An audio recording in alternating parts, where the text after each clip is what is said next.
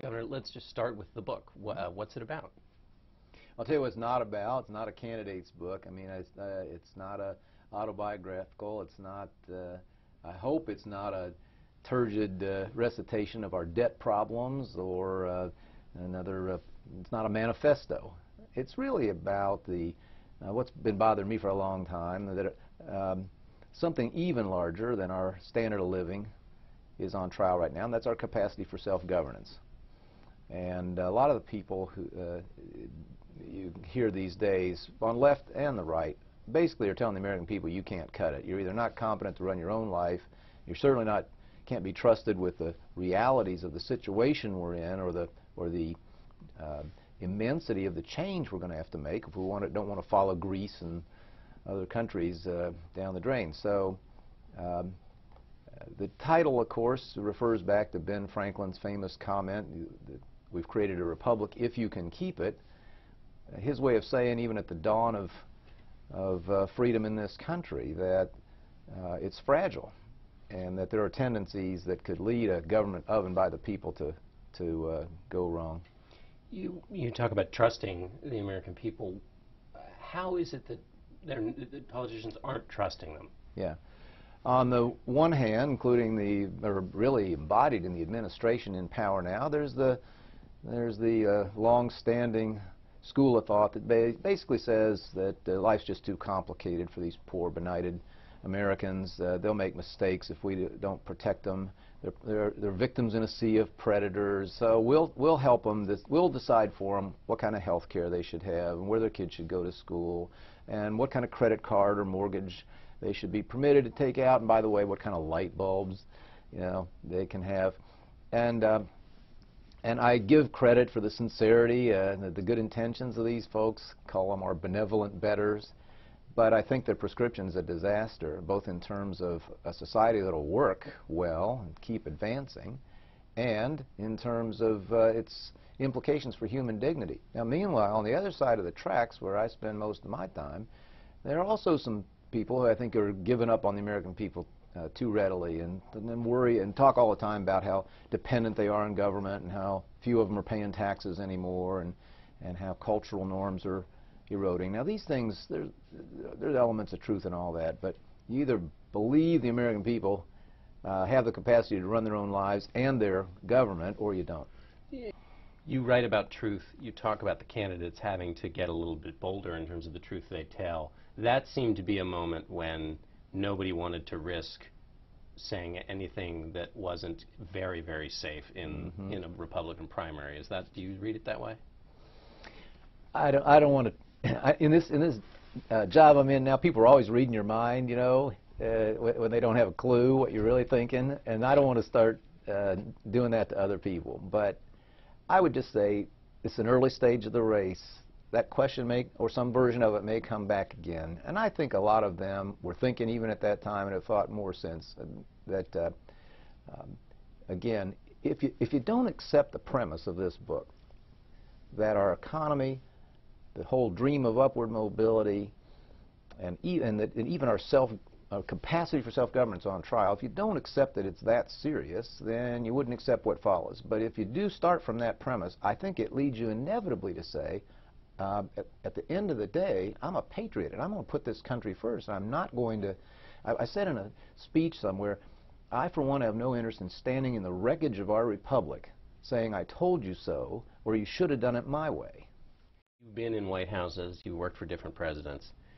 If you were reverse engineering the presidential campaign, based on the attributes the president needs, having watched him up front, what kind of questions would you ask them? What would you look for in candidates, knowing what the job actually is, knowing how campaigns are, which tests for something that may not be what's in the actual job? What would you test for? What would you look for in candidates? In candidates, I would look for executive experience. I would look for private sector experience somewhere along the line. At least some grasp, which the president seems to be completely devoid of. I finally concluded that he doesn't and never will have any empathy or understanding where jobs and wealth come from. He's never lived there. He goes out and tells our young people stay away from business and this nasty private sector. I mean, you can't do the things he wants to do in government without a rousing, strong private sector. And so someone who understands that, and I think most folks, certainly in my party, do. But I guess not to be a stuck record, but I think I'd look for somebody, and I like this even in people with whom I disagree too, who is not so concerned about the next poll or the next election that he won't say what he really knows to be true about problems we face, who's willing to stake himself or herself to a set of answers, at least to place them before the fellow citizens, but with an acknowledgement of fallibility, that maybe there's a variation on these answers that is just as good or better, and finally a bias for results. There's a lot of folks in both parties these days who seem to stop at the snappy soundbite and would be more comfortable, just living with those as opposed to delivering a real result. Do the current candidates have the capacity for what you just described, or does somebody new have to get in there? Yeah, no, I think several of them do. And I just, and again, it's early, and some of them may have a plan, to be more clear and more bold along the way. I've been saying lately that because the president's in precarious shape, that I'm a little troubled that the Republican nominee, whoever that is, will just decide to win as the default option. That it's good enough just to let the president be hoist on his own petard and say, this didn't work, made it worse, try me instead. But to get elected, first of all, is never the real objective, and under these conditions, these really emergency conditions that we're facing, one hopes that for a president who gets elected with some authority from the people to go make big change. You're not running for president, but there was that moment at one of the debates where the Republican candidates were asked if you were given a 10-to-1 deal, spending cuts to revenue, would you take that deal? What's your answer to that? First, I thought I'm not watching these debates, but I read about. I thought it was the single best question anybody's asked so far. A perfectly fair question. I would not have raised my hand. Now, I would instantly have been called on to explain that, and there's no penalty for piling on in these things, so I'm sure that would have happened. But here's what I would have said, and I wish somebody would have said. I would have said, not I'll take the deal, but tell me more. First of all, one reason to avoid such a thing is they've tended to be bait and switch in the past. The taxes happen, the spending cuts don't. So you have to assume, and I think the question did, assume that this one was real. And then further, I'd want to know what kind of taxes before you sign me up. What kind?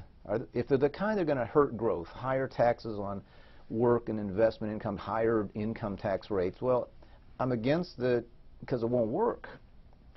If somebody's got an approach that generates greater revenues, and there's a reasonable chance that it encourages private sector growth, and I think that's possible,